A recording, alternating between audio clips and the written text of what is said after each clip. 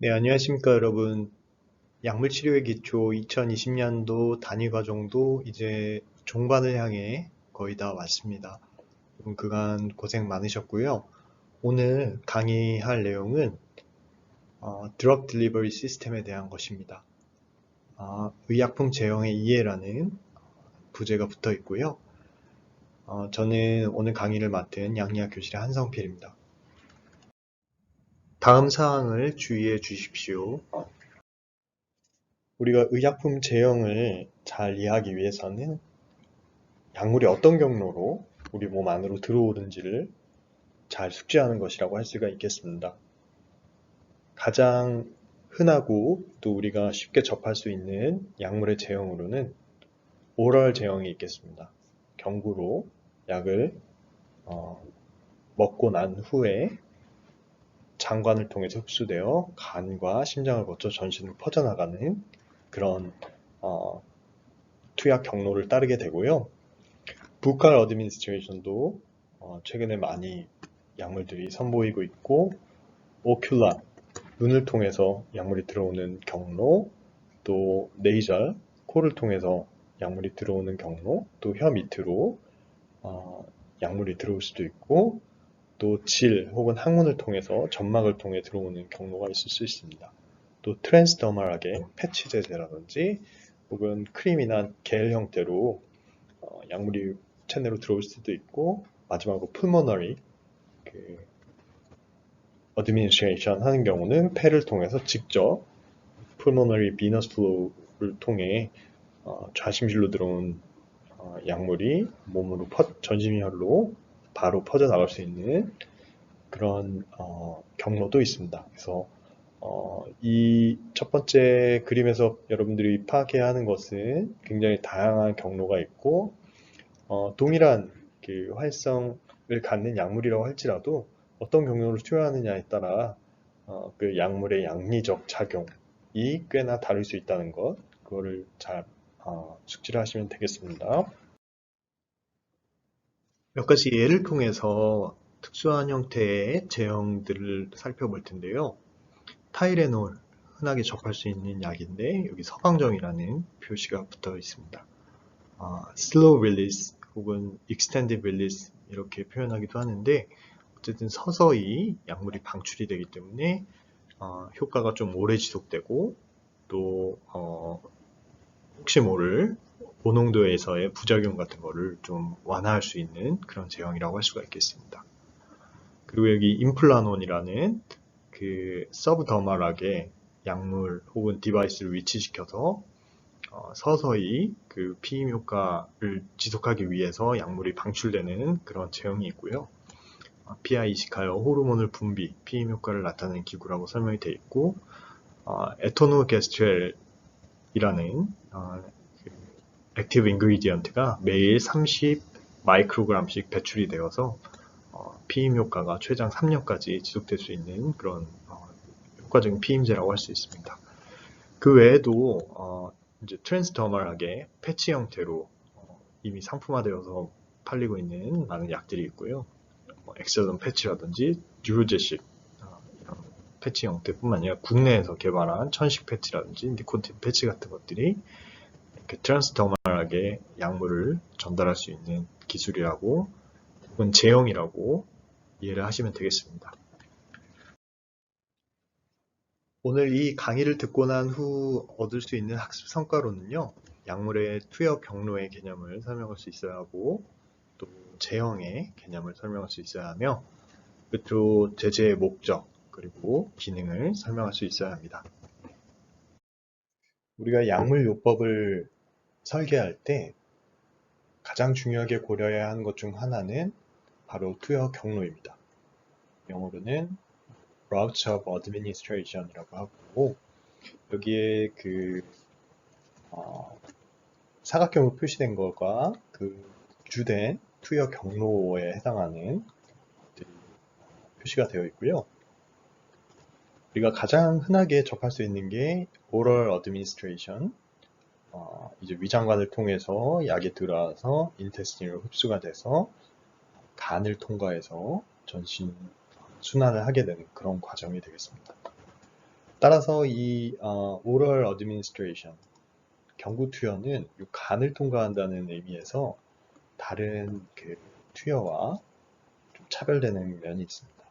intravenous injection은 바로 정맥혈로 들어와서 심장을 거쳐서 렁을 거쳐서 좌심실로 약이 들어온 후 전신으로 이렇게 동맥혈을 따라서 퍼지게 됩니다. 인할레이션 하더라도 렁을 통해서 좌심실을 통해서 역시 전신 순환을 하게 되고요. 인트라머스큘러 인젝션 또 서브큐테니어스 인젝션 모두 혈관 외로 투여하는 것이긴 합니다만 간을 통과하지 않고 전신 순환을 하게 된다는 점에서는 오랄 어드미니스트레이션과 좀 차이가 있다라고 할 수가 있겠습니다. 그래서 우리가 피부에 그 주사를 통해서 주입하게 되는 경우 서브큐테니어스 인젝션, 인트라머스큘러 인젝션, 인트라비너스 인젝션 이렇게 나눠볼 수가 있겠는데 각각 그 의약품이 투여되고 퍼지는 그 위치가 좀 다른 것을 스킨 아나토미를 통해서 볼 수가 있습니다.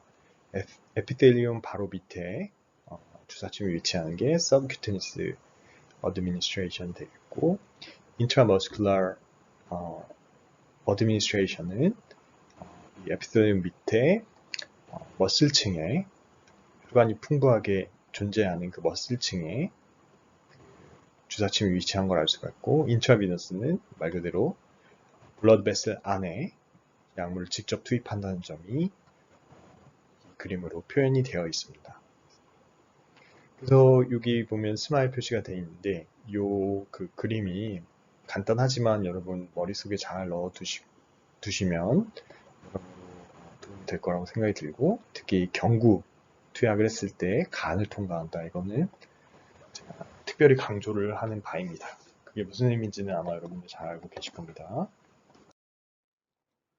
우리가 약동학을 지난주부터 아주 심도 있게 배우고 있는데요.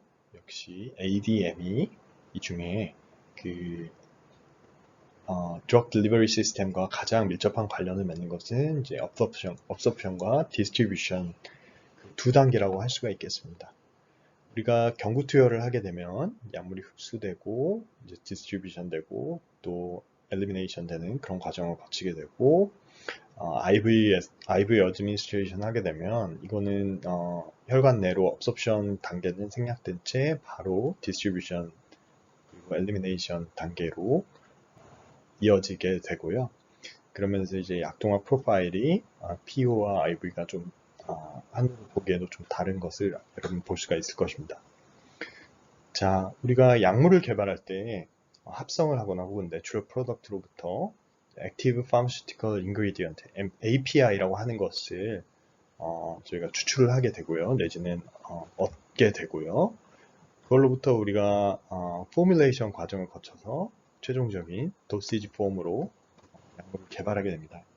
그때부터 이제 드럭 프로덕트라고 저희가 불리게 되는 어떤 제품을 만드는 것이고요. 이것이 이제 환자들 내지는 소비자들에게 전달이 되어서 도시지 폼 형태로 약물이 체외로부터 우리 몸 안으로 들어오게 되는 것입니다. 특히 경구제제의 경우에는 디스인티그레이션 그리고 디솔루션 단계를 거쳐서 이 솔루션 형태로 알약 형태에서 솔루션 형태로 고체가 용액 형태로 바뀌어야 하고 이후에 이제 몸 안으로 약물이 비로소 흡수가 되어서 원하는 작용을 할 수 있게 되는 것입니다. 그래서 이런 신세시스 내추럴 프로덕트부터 우리가 실제 몸 안으로 들어올 때까지 이런 다양한 그 과정을 거쳐야 되는 그것을 이제 그림을 통해서 개략적으로 볼 수가 있는 것이고요. 어쨌든 드럭 딜리버리 시스템에서 가장 주되게 영향을 받는 과정은 흡수와 분포 과정이 되겠습니다. 투여 경로에 대해서 계속해서 설명이 되고 있습니다. 첫 번째로 인베이스 라우트, 주로 파렌터럴 라우트가 되겠고요. 파렌터럴이라고 하는 것은 이제 장관 외에 투여가 되는 것을 말하고 주로 인젝션 또 임플란트 형태로 이것이 삽입이 되게 됩니다. 투여가 되게 됩니다.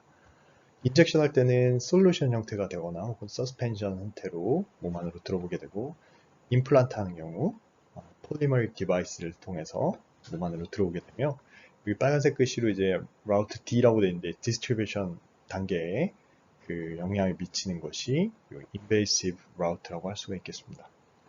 non-invasive 내지는 non-parenteral 라우트가 있는데, 이거는 이제 어떤 침습적인 그런 과정 없이 피부 표면 내진 점막을 통해서 그 약물이 투여가 되게 되는 그런 것을 말하고, 이때는 이제 업소션을 반드시 고려해야 하는 그런 추가적인 고려가 돼야 합니다. 오럴 어드미니스트레이션 하는 경우 적합한 제형은 타블렛 제형, 그래뉴 제형, 또 캡슐 제형, 필, 파우더, 솔루션, 또 시럽, 서스펜전과 같은 다양한 형태로 그 약물 제형이 결정이 되고요. 또한 수능도 측면에서 가장 그 오랄 어드미니스트레이션 할 경우에 적합하기 때문에 오랄 어드미니스트레이션이 가장 선호되는 경로라고 일반적으로 생각할 수가 있습니다. 또 트랜스더멀 어드미니스트레이션 내지는 토피컬 어드미니스트레이션을 생각해 보면, 이건 패치나 크림이나 혹은 연고, 오인트먼트나 겔 형태로 이제 몸 안으로 들어오게 됩니다. 이런 거는 이제 오럴 제형하고는 다소 차이가 있는 그런 포뮬레이션이 되겠습니다. 또 뮤코자 어드미니스트레이션 하는 경우가 우리가 다음과 같이 다양한 그 경로가 있을 수 있는데, 네이절, 오큘라, 렉탈, 항문, 부칼, 볼점막, 바지나 질을 통해서 들어올 수도 있고, pulmonary administration, sublingual, intrauterine, 이런 다양한 경로가 있음을 여러분 쭉 읽어보시면 좋겠습니다. 그러니까 의약품을 만담할 때 그게 우리가 그곳에 최대한 타겟 장기에 최대한 가깝게 그 어드미니스트레이션 할 수 있다면 이런 뮤코자 딜리버리가 큰 이점을 가질 수 있을 것이고요. 또 반드시 뮤코자 딜리버리 한다고 그 타겟 오간으로 잘 가는 것만은 아니기 때문에, 그런 경우는 어떤 그 다른 IV 경로나 혹은 PO 경로로 투약해야 할 필요성이 있을 수 있습니다.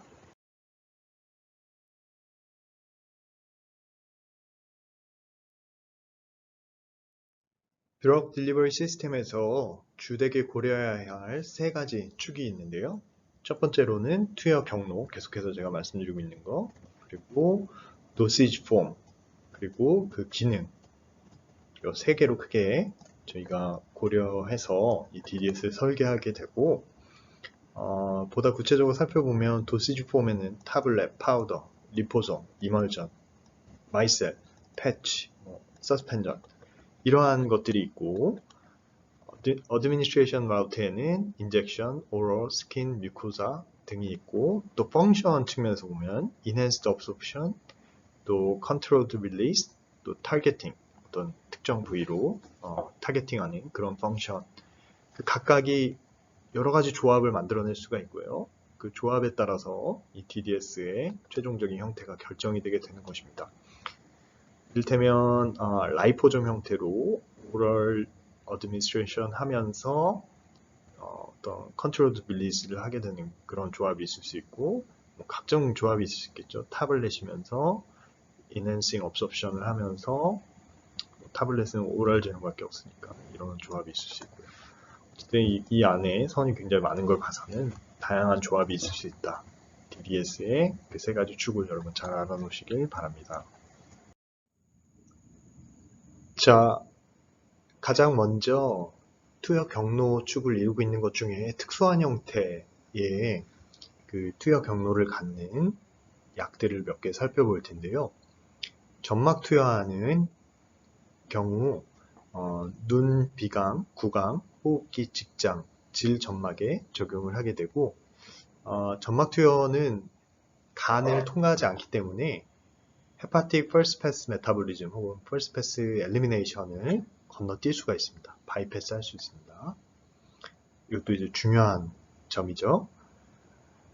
또 이 점막은 블러드 서플라이가 풍부하고 또 림파틱 네트워크가 풍부하기 때문에 어떤 그 흡수 측면에서 이점이 큽니다. 또 이제 심플 패시브 디퓨전을 통해서 흡수가 이루어지고 패치 형태나 스프레이 형태나 패스트 디솔빙 타블렛이나 어데이시브 타블렛으로 그 도시지 폼이 결정이 되게 됩니다. 그 암 환자에서 급성 통증에 사용하는 펜토라라는 그런 약이 있고요. 이건 이제 펜타닐 구강 타블렛 형태로 투약이 되고 Enhanced Bioavailability를 갖는 그런 약이 되겠습니다.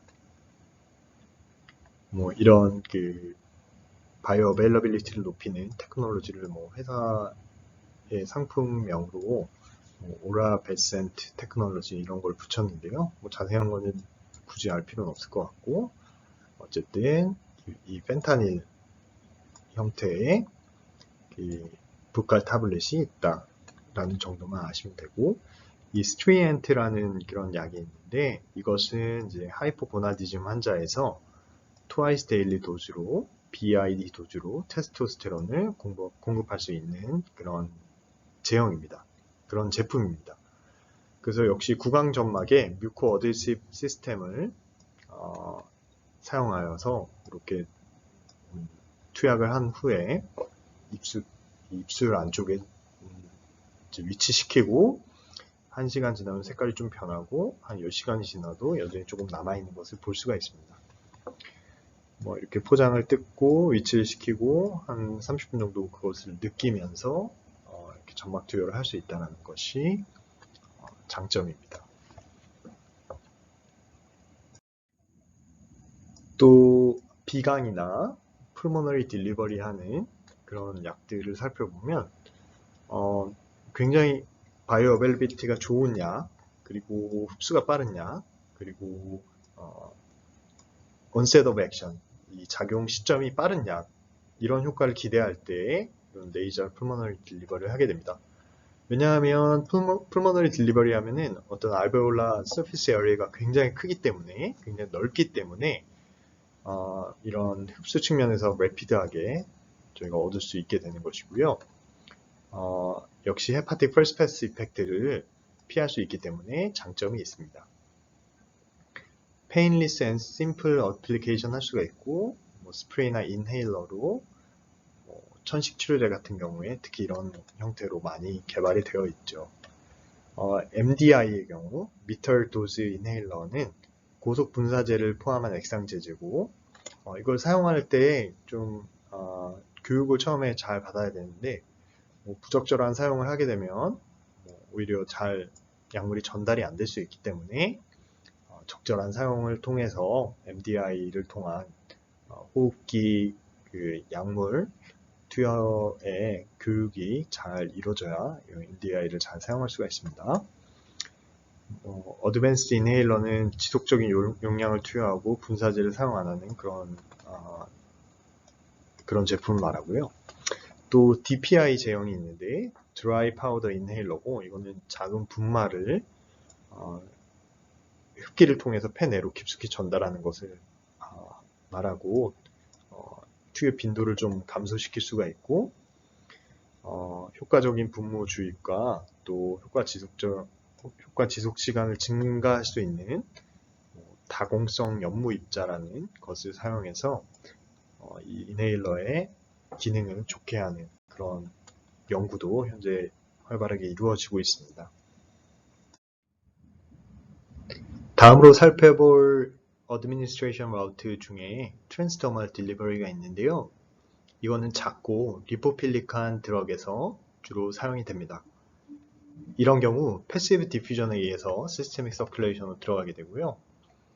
역시 그 퍼스트 패스 헤파틱 메타볼리즘을 회피할 수가 있습니다. 패시브 트랜스더멀 패치로서는 호르몬 리플레이스먼트 용도로 많이 사용이 되고 또 이제 뭐 저희 잘 아는 키미테 이런 것들이 그 멀미를 치료하기 위해서 사용이 되고, 엔지나나 혹은 니코틴 위드로얼, 하이퍼텐션 등에서도 사용이 되고, 또한 최근 각광받고 있는 거는 페인 트리트먼트로서 이런 트랜스더멀 패치가 많이 사용이 되고 있습니다. 그 외에도 뭐 디멘시아 치료제로 리바스티그민 같은 경우 이미 상용화돼서 패치가 나와 있고요. 또 토피컬 딜리버리 측면에서는 뭐 피부를 하얗게 하는 그런 약이라든지 혹은 건선 치료제 같은 경우 피부에 직접 작용하게 된 토피컬 딜리버리를 하는 경우를 생각을 해볼 수가 있을 것입니다. 스킨 옵서션 라우트로는 이제 에피더멀하게 트랜스셀룰라하게 트랜스 에피더멀 라우트로 트랜스셀룰라 세포로 직접 들어가게 되는 거죠. 폴라 드러깅 이런 것들이 선호가 될 것이고, 인터셀룰라, 그러니까 세포들 사이로 들어가게 되는 그런 라우트를 생각해 볼 수가 있고, 이거는 리포필릭한 드럭에서 주로 택하게 되는 그런 경로가 되겠습니다. 이렇게 그 트랜스더멀 딜리버리 하는데 사용되는 그 크라이테리아가 몇 개 있는데, 이 정도는 여러분이 그냥 스킵을 해도 무방할 거라는 생각이 듭니다. 그래서 피부에 어떻게 적용하느냐를 생각해 보면 패치나 플라스터, 팩 혹은 이멀전이라든지 마이크로 이멀전 이런 걸 생각할 수 있고, 라이포좀이나 폴리메릭 마이셀, 마이크로 파티클 이런 것들이 있습니다. 굉장히 종류가 다양해요. 그러니까 피부를 통해서 어떻게든 약물을 잘 전달하기 위해서 다양한 형태로 이 약물 입자를 구성을 하는 겁니다. 아이언토포레시스라고 하는 것을 통해서 역시 non-invasive하게 그 피부에 약물을 전달하곤 하고요. 또 초음파를 사용해서 소노포레시스를 통해서 이런 물리 현상을 사용해서 이제 약물을 피부 속으로 잘 전달되게 하는 그런 기법입니다. 또는 마이크로 니드를 통해서 직접 이런 피부층을 펑처해서 약물을 전달하는 그런 기법도 활발히 사용이 되고 있습니다. 이 드럭 딜리버리 시스템에 많은 연구 분야가 있지만 그 중에 특별한 초점이 맞춰지고 있는 것은 그것의 기능 측면입니다. Enhanced absorption, controlled release, 그리고 targeting 이런 것들을 주로 많은 연구를 통해서 개선을 하고 또 발전시키고 있는 그런 상황이라고 할 수 있습니다. 첫 번째로 Enhanced absorption입니다.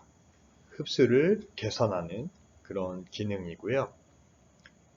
우리가 흡수라고 하면 약동학에서 약물이 몸 밖으로부터 몸 안으로 이행하는 과정을 통칭을 하게 되고, 이런 흡수가 잘 안 되는 경우 incomplete oral bioavailability, 그러니까 bioavailability가 불충분하다라고 불완전하다라고 표현을 하게 됩니다. 약물이 그 구강을 통해서 위로 들어오게 되면 solid oral dosage form에 한해서 디스인티그레이션과 디솔루션 과정을 거쳐 솔루션 형태로 되게 되는데요. 혹은 이제 디스인티그레이션 없이 디솔루션이 바로 되는 경우도 있고요. 이런 솔루션 형태가 되어야 소장으로 넘어온 약이 혈관으로 흡수가 될 수 있게 됩니다. 이때 간을 통과하게 되는 이런 오럴 제제의 경우는 헤파틱 퍼스트 패스 메타볼리즘에 의해서 여기에 만약에 10이 들어왔다면 간을 통과하고 난 후에 IVC의 어떤 약이 적게는 뭐 1, 2 정도밖에 안 남을 수 있고 많게는 뭐 8에서 9까지 남을 수도 있고요. 이런 퍼스트 패스 메타볼리즘이 얼마나 되느냐에 따라서 처음에 들어왔던 양이 실제 전신 순환에 들어오게 되는 양과 양을 결정하게 되는 것입니다. 그래서 몇 가지 이런 oral bioavailability가 낮아지게 되는 시나리오가 적혀 있는데요.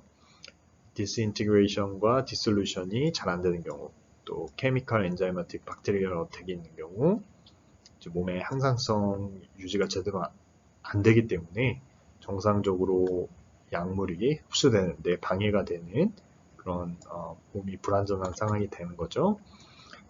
그리고 흡수가 잘 안 되는 경우 말 그대로 또는 PGP 이플럭스에 의해서 이런 위에서 이 장에서 흡수가 돼야 되는데 장 상피세포를 넘어서서 흡수가 되는데 장 상피세포에 있는 PGP 이플럭스에 의해서 약물을 다시 그 소장의 루멘으로 퍼내는 것입니다. 그래서 이런 경우에는 아무리 많이 들어와도 펌프에 의해서 다시 나갈 수 있기 때문에 PGP 이플럭스가 있으면 약물이 제대로 전신 혈액으로 들어올 수가 없게 되어 바이어어베일러빌리티가 낮아지게 되는 것입니다. 그리고 퍼스트 패스 메타볼리즘 계속 설명드린 그런 이유로 인해서 이런 오럴 바이어어베일러빌리티가 안 좋아질 수 있다. 그것이 이 그림에서 나타내는 메시지입니다.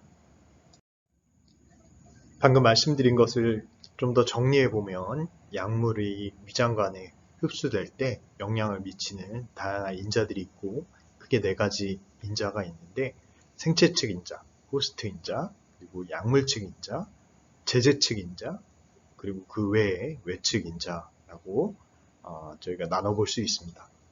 첫 번째로 생체 측 인자를 보면 이제 위액과 장액의 pH에 영향을 받는 약산 혹은 염기 약물의 경우는 이런 것들이 잘 맞추어져야 흡수가 잘 된다고 할 수 있고 또한 소화관의 통과 속도 만약에 통과 속도가 너무 빠른 경우에는 흡수가 미처 되기도 전에 약물이 그 밑으로 빠져버리게 되는 그런 상황이 벌어질 수가 있기 때문에 소화관 내 통과 속도가 적절해야만 약물의 흡수가 잘 된다고 할 수가 있겠습니다. 또한 흡수 부위의 혈류 속도가 중요합니다. 이런 것들은 당연히 좀 조절하기가 힘든 측면이 있습니다. 두 번째로 약물 측 인자입니다. 약물의 용해도, 또 pKa, 로그P, 그리고 몰큘러 웨이트, 입자경, 결정다형, 용매화 이런 것들이 약물 측 인자로서 작용하여서 다양한 그 영향을 흡수에 관한 영향을 미치게 됩니다. 또한 그 수송체 업테이크나 혹은 이플럭스 트랜스포터에 의해서 각각 흡수가 잘 되게 되거나 혹은 흡수가 저해되는 그런 상황이 벌어질 수가 있고요. 이런 수용체에 대한 기질성 내지는 친화성이 약물측 인자로서 저희가 고려해야 하는 것입니다. 또 제제측 인자, 포뮬레이션을 살펴보면 디스인티그레이션 되는 속도 또는 용출 속도에 따라서 약물의 흡수가 저하되거나 혹은 약물의 흡수가 촉진이 될 수가 있습니다. 외측 임자로서는 함께 먹은 음식물 또는 병용에서 투약하고 있는 병용약 또 약물과 함께 투여되는 첨가제, 계면활성제라든지 흡수 촉진제 등이 이런 외측 인자에 해당하는 것이 되겠습니다. 자, 굉장히 좋은 약이 있다라고 생각을 한번 해봅시다. 그 약을 동물한테 실험을 해봤더니 흡수가 잘 안 되는 걸 발견을 했어요. 소화관에서 흡수가 잘 안 되고 그것에 대한 원인을 여러 가지를 찾다 보니 개선 방안을 생각을 할 수가 있었습니다. 그래서 다양한 개선 방안이 여기 리스트업이 되어 있는데요. 하나씩 그것을 살펴보도록 하겠습니다. 첫 번째로는 이제 용해가 잘 안 되는 난용성 약물의 가용화.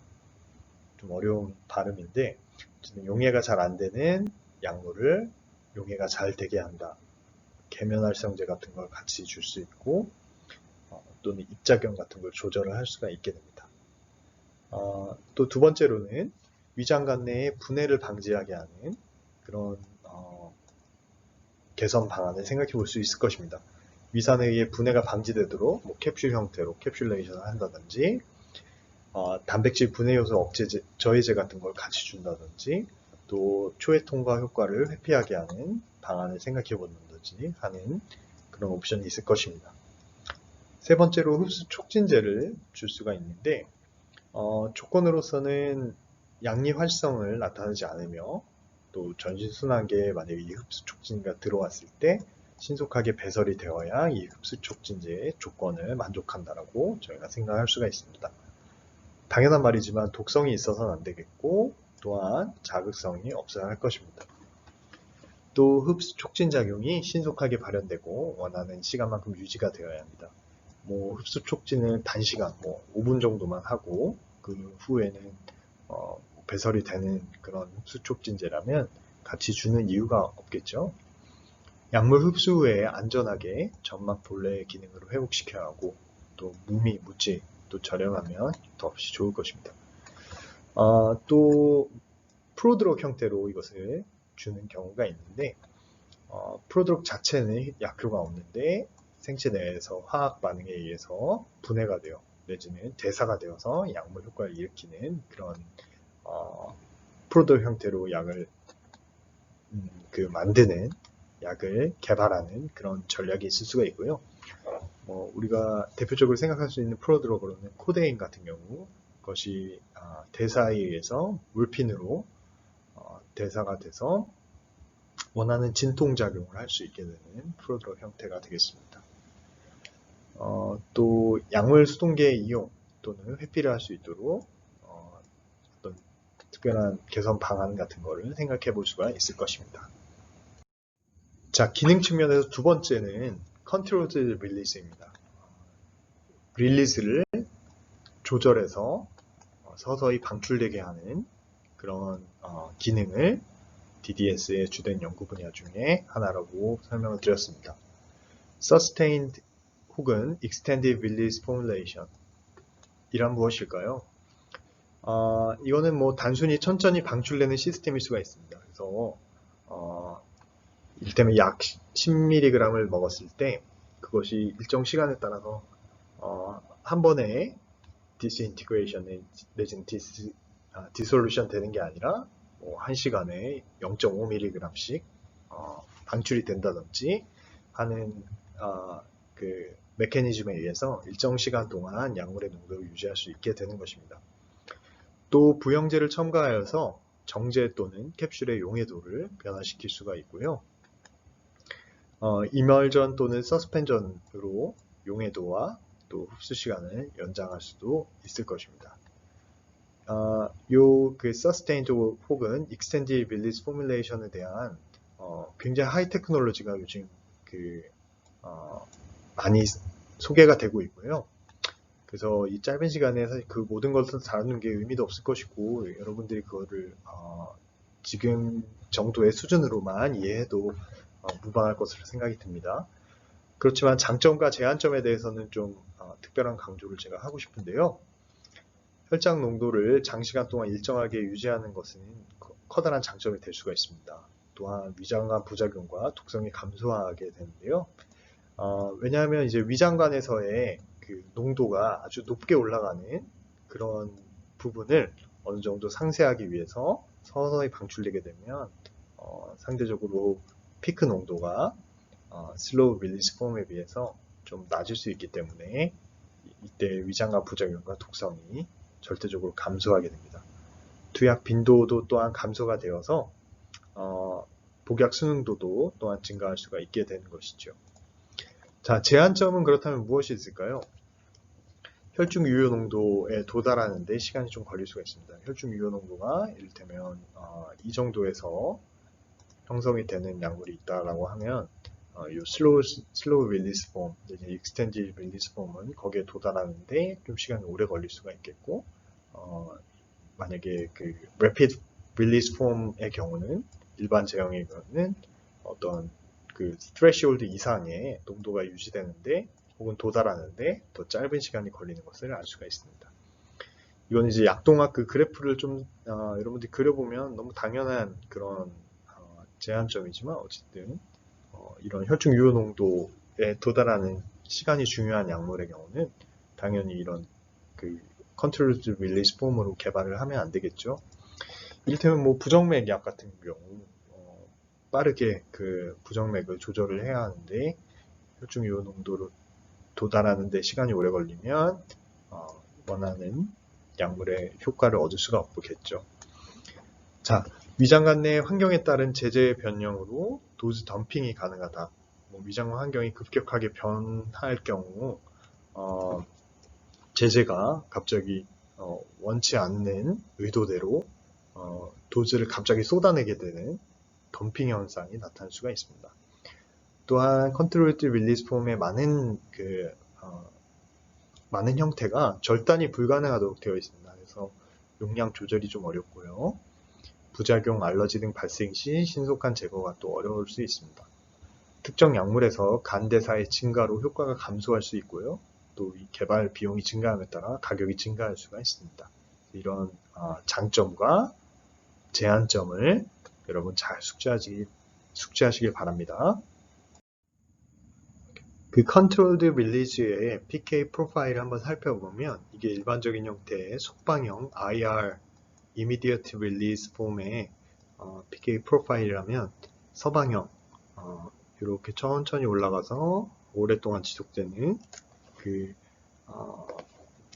PK 프로파일이고, 장용성의 경우는 오히려 피크가 굉장히 늦게 나타나는 그런 형태를 띠게 됩니다. 우리가 BCS 클래스 여러분 많이 배우셨죠? 이 BCS 클래스 1 그리고 2 드럭이 이 컨트롤드 릴리즈 폼에 적합한 약물이라고 하고, 상대적으로 퍼미어빌리티가 낮은 클래스 3 혹은 4는 이런 컨트롤드 릴리즈에 적합하지 않다라고 많이 얘기를 하고 있습니다. 즉 퍼미어빌리티가 좋은 약이 CR 제대로 잘 개발이 될 수 있다고 합니다. 현대 그 많은 개발되는 약의 이 BCS 클래스 별로 살펴보면 이 클래스 2하고 4가 굉장히 많은 것을 알 수 있습니다. 솔루빌리티가 낮은 그런 약물인데 그게 가장 프로포션이 높은데, 클래스 4의 경우는 이런 컨트롤드 릴리즈 폼으로 개발되기 어렵기 때문에 그런 것을 개발할 때 좀 참고를 많이 해야 될 것 같습니다. 그 울트라셀 ER 서방정이라는 그런 약이 있는데, 이것은 용량요법을 개선해서 하루에 4번 먹어야 되는 거를 하루 2번 먹어도 되는 그런 용법으로 개선이 된 것이고, 록스펜정, 프레탄 서방 캡슐 이런 것들이 컨트롤드 릴리즈 폼으로서 새로운 그 용량요법으로 환자의 복약 수능도를 높일 수 있는 그런 제재라고 할 수가 있습니다. 네, 그 컨트롤드 릴리즈 폼의 그 대표적인 형태는 오로스라고 하는 건데요. 여기 스마일 표시도 있죠. Osmotic Controlled Release Oral Delivery System입니다. 그래서 간략히 설명을 드리면 이 작은 구멍에서 서서히 방출되는 거예요. 근데 거기에는 이제 푸시 레이어라는 거가 있고, 그거에 의해서 베리어 레이어에 의해서 이게 이제 드럭 솔루션이 혹은 드럭 서스펜션이 있는데 이 구멍으로 서서히 빠져나오게 되는 것입니다. 이제 왼쪽에 있는 거는 하드캡 시스템이고 오른쪽에 있는 건 소프트캡 시스템인데 뭐 원리는 유사합니다. 여기 오리피스가 있고 소프트캡 릴리즈는 이너 레이어가 안으로 조여지면서 이 안에 있는 것이 이렇게 삐져나오고 있는 것을 볼 수가 있습니다. 그래서 소화관 내 수분이 반투막을 통과해서 푸시 컴파트먼트를 팽창하면서 서서히 나오게 되는 거고요. 이런 반투막에 의해서 압력이 높아지면서 약물이 시간에 따라서 한꺼번에 쏟아져 나오지 않고 서서히 나올 수 있도록 조절이 되는 그런 제형입니다. 굉장히 스마트하죠? 삼투압이 높아져서 약물을 밀어내는 거고, 일정 속도로 약물 방출 시간이 장시간 유지되어 이 원스 데일리 도징이 가능해집니다. 자, 기능의 세 번째 타겟팅에 대해서 살펴보겠습니다. 사이트 스페시픽 드럭 딜리버리라고 되어 있고, 뭐 캔서에 직접 주입하는 것, 내지는 브레인에 직접 주입하는 것, 혹은 리버에 직접 주입할 수 있는 그런 사이트 스페시픽 드럭 딜리버리가 있고요. 또는 이제 국소 주입형으로 뭐 필러와 같은 성형 목적으로 사용이 된다든지, 혹은 뭐 관절 강내에 로컬 인젝션하는 그런 약들을 저희가 떠올릴 수 있을 것입니다. 뭐 인트라튜머럴 인젝션 하는 모습이 여기 나와 있고, 또 다양한 그 암종에 따라서 주입 부위가 결정이 될 수가 있습니다. 미용 목적으로 어마어마한 시장을 형성하고 있는 히알루로닉 애시드를 살펴보면, 이거는 이제 바이오 디그레이더블하고 그 스킨 앤 더믹 필링을 할 수가 있고, 또 관절각 내에 역시 주입을 해서 골관절염, OA 환자에서 치료적 목적으로 사용이 될 수도 있습니다. 근데 여기 그 노멀 니하고 골관절염이 있는 니가 이렇게 그 특성이 대조가 되고 있는데, 여기에 이런 히알루로닉 애시드를 투입을 해서 이 관절각 내에 그 연골 조직 등을 재생하는 데 도움을 줄 수 있는 그런 목적으로 ACA가 사용되는 것이고, 이것보다 훨씬 더 시장이 큰 것은 이제 필러 형태로 성형 목적으로 이렇게 그 주름을 없앤다든지, 입술을 좀 더 예쁘게 만든다든지, 혹은 이런 주름 같은 걸 없애는 용도로 많이 쓸 수가 있습니다. 그래서 이런 것들이 DDS 타겟팅 제대로 한다면 어마어마한 시장을 가질 수 있다라고 그 많은 제약사들이 관심을 갖고 있는 그런 부분이 되겠습니다.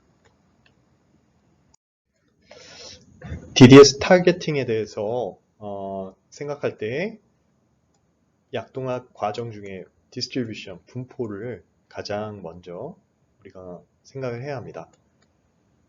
분포란 혈액 중에 들어있는 약물이 조직 안으로 이행하는 현상인데, 몸 밖에서 몸 안으로 들어온 약물이 표적 장기 포함한 체내 각 조직으로 건너가는 그런 과정입니다. 여기에 영향을 미치는 인자로서는 조직 장기에 공급되는 혈류량, 만약에 아무리 그 약이 혈중에 많다고 할지라도 혈류량이 적다면 약물이 다시 거기로 가기 힘들 것이고요.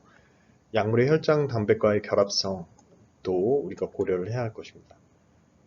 그리고 모세혈관의 구조와 투과도, 또 조직세포막의 투과도, 조직세포 내외의 pH차, 또 조직세포 내의 성분과 약물의 결합성, 또 지방 조직의 축적 같은 것들이 이런 분포를 결정하는 다양한 인자가 되겠습니다.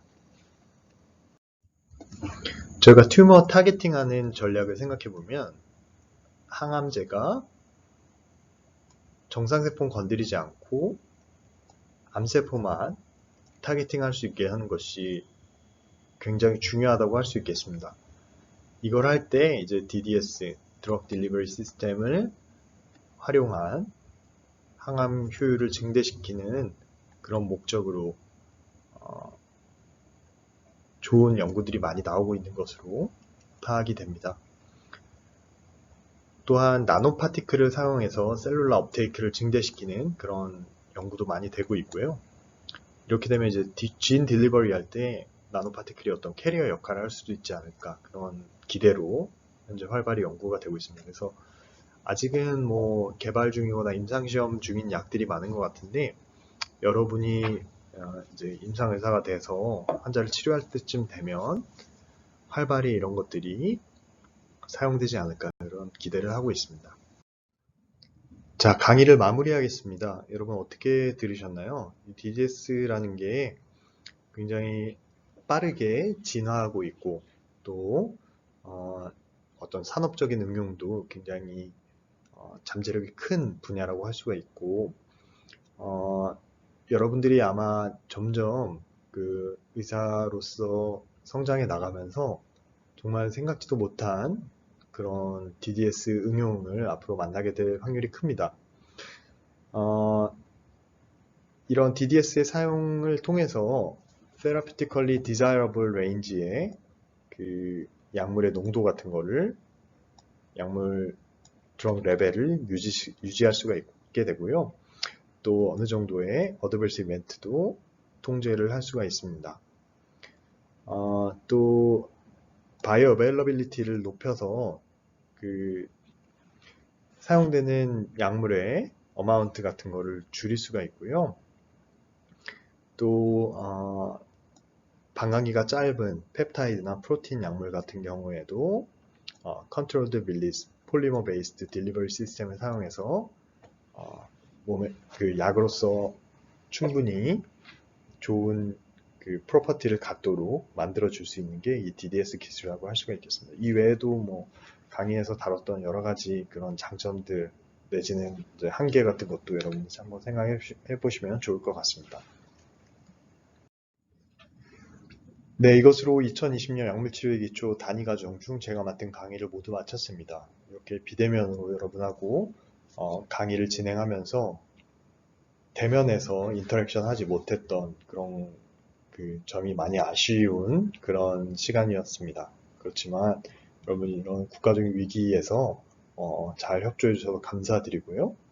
그리고 실습에 대해서 좀 코멘트를 하자면 실습 과정이 이렇게 비대면으로 진행한 게 거의 초유의 사태이기 때문에 여러분들이 각자 진행하는 게 좀 어렵고 생소했다는 그런 피드백을 최근에 많이 받았습니다. 그래서 그런 면에서 여러분들이 좀 양해를 바라고 저희 이제 약물치료 기초 참여하시는 교수님들도 여러분 의견 적극 반영해서 남은 기간 동안 피드백을 잘 드리도록 하겠습니다. 또는 다음 여러분 후배들의 강의에 적극 반영을 하도록 하겠습니다.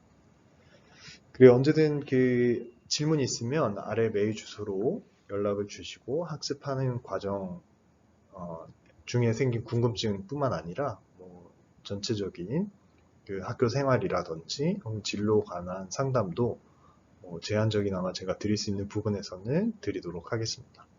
그리고 여러분 고맙습니다. 그리고 여러분 그 시험 문제와 관련해서 제가 맡은 부분은 그 강조 표시되어 있던 것들 있죠. 그런 부분에서 평이하게 냈으니 물론 공부 열심히 하셔야겠지만 그런 부분 위주로 중요한 것들 위주로 학습을 하시면 되겠습니다. 다른 이제 어려운 과목들 있잖아요. 약동학, 약력학 이런 아주 원론적인 전통적인 파마콜로지와 관련된 것들은 여러분들이 아주 철저히 학습을 하시되 제가 맡은 부분에 그런 시험 문제에 대해서는 너무 염려 안 하셔도 될 것 같습니다.